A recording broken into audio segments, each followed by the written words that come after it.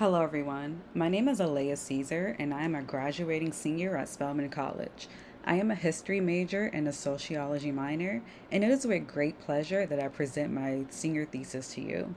Before we begin, I want to set the mood with a brief video. Upon viewing this video, what do you think about your initial reactions to what you just saw?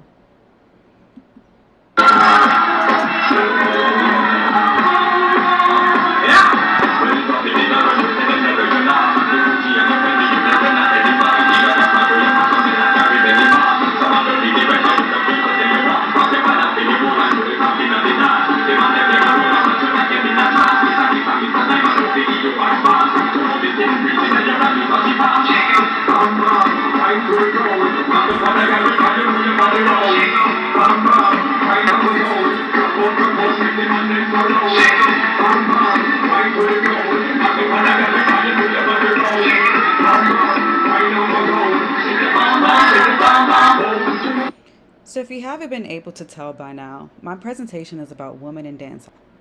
More specifically, exploring how Jamaican women in the 1980s and the 1990s used dancehall as a tool for sexual and economic liberation.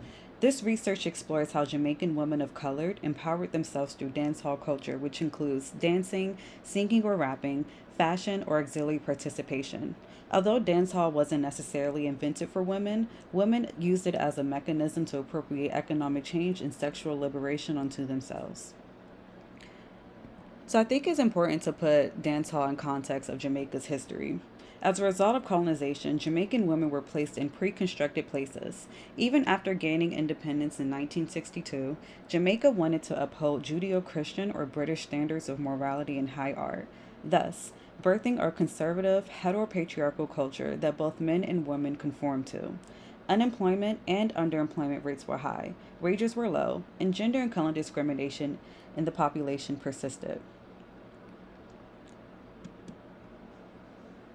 Previously colonized nations like Jamaica have an extensive history of an informal economy due to their depressed conditions. Citizens, especially women, did not have a lot of economic outlets and had to create different forms of employment by participating in this informal economy. Although it was a form of relief, it still remained patriarchal where men performed jobs that paid more and women were subjugated or subjected to being shopkeepers, domestic helpers, gardeners, dressmakers, hairstylists, and cook shops. Ultimately, their participation was a testament to how Jamaicans were accustomed to creating job opportunities for themselves. One of the most innovative ways they did this was through music, and thus reggae was born. The term reggae is often used to describe any popular music associated with Jamaica, but Jamaica has produced many distinct forms of music such as ska, mento folk music, and reggae was only a successor to those forms. Reggae emerged in the 1960s, a part of the decolonization movement occurring in this period. Reggae proponents wanted Jamaica's nationalism to reflect black consciousness, resistance to oppressive structures, and Afrocentric forward thinking. Their unconventional protest approach catapulted Jamaica to the international sphere and peaked with stars like Bob Marley and the Wailers. This also propelled Jamaican men to be representative of any music originating on the island. However, after the tumultuous elections of the 1970s and 80s, Jamaica was on the brink of a civil war. These political uprisings left many either dead or injured and further divided the country's racial and wealth gap. Subsequently, working class Jamaicans grew tired of reggae's back to Africa rhetoric and instead wanted music that accurately captured their socio-economic hardships. When Bob Marley died in 1981, the Jamaican working class community became more invested in having the best time possible and also being more overt about their hardships. Thus, reggae's decline in Jamaica created a space where dancehall, as both a culture and a genre, could take form and mature. Given dancehall's international mainstream presence in the 80s and 90s, it became an economic pipeline as much as it was a creative pipeline for silent citizens. This especially propelled its popularity amongst women. Even though the culture was male dominated, women pushed themselves to create agency for themselves where they were no longer pushed to the periphery like they were throughout Jamaican society. So, why did I choose women? Because dancehall was a sexual awakening for women who wanted to escape the limits imposed on them, and it subsequently provided more lucrative economic opportunities than what poor women were already making in domesticated and marginalized roles. Both elitism and Pan Africanism had pre constructed ideas of womanhood and sexuality, ideas that the working class women simply did not create for themselves. Furthermore, I would be remiss if I didn't point out that dancehall, especially in the 80s and 90s, were often critiqued for its hypersexuality, or what Jamaicans refer as slackness, what Jamaicans refer to as slackness. Slackness refers to vulgarity in behavior and music. In the 80s and 90s, Victorian values were still dominant across the island. However, dancehall went against everything instilled during colonization, which includes sexual repression. Therefore, what people view as hypersexuality is actually the performance of identity expression. Furthermore, because male masculinity is linked to relationships with women and women's bodies, women express sexual prowess. Women in dancehall steered toxic masculinity in a way to capitalize from it.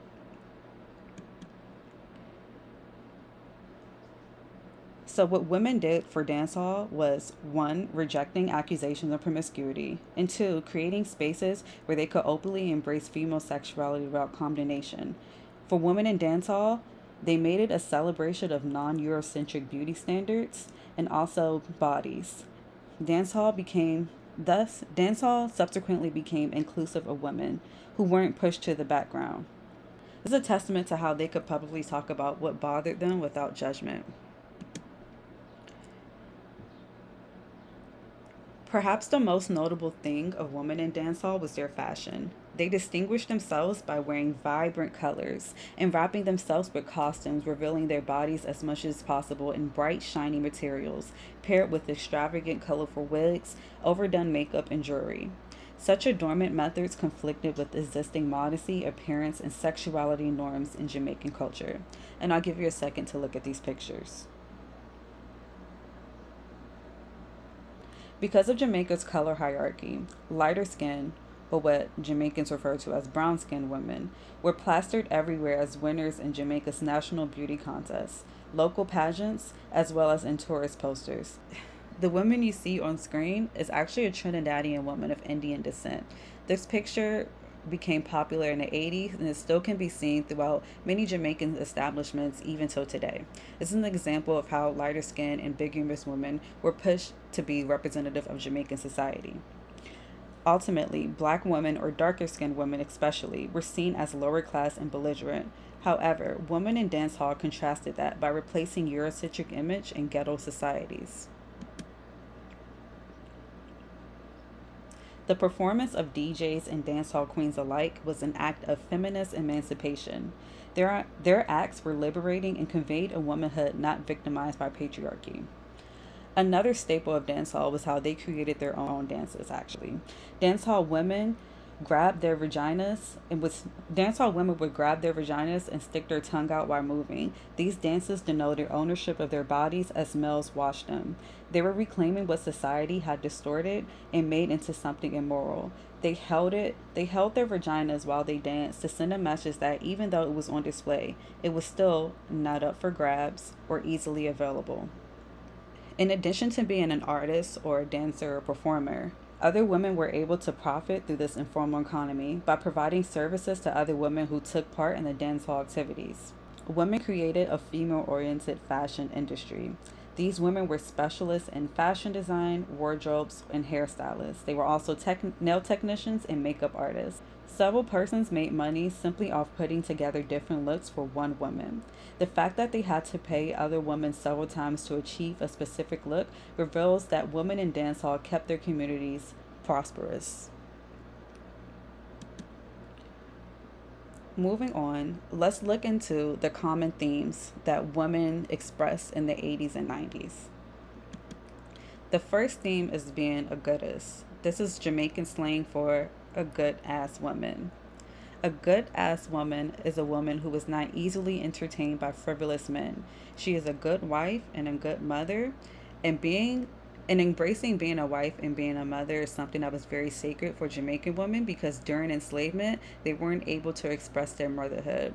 So the fact that they could be both sexually liberated and earn their own income and also be a mother was something that was very sacred to them, and that was something that they wanted to push among society. They made it known that it wasn't mutually exclusive. Furthermore, no matter how slack they were, their sexuality could not be contested because they still took care of their responsibilities. Another common theme was equal rights. Lyrics revealed how women in dancehall could be assertive about what pleased them and what they were willing to do and what they were not willing to do. Women also used dancehall to touch on sensitive subjects that Jamaican society loved to avoid, or often avoided rather.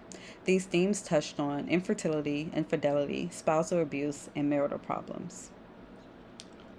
To conclude, there are two prevailing existing dancehall discourses, one that criticizes and opposes, and one that defends. This research is the latter.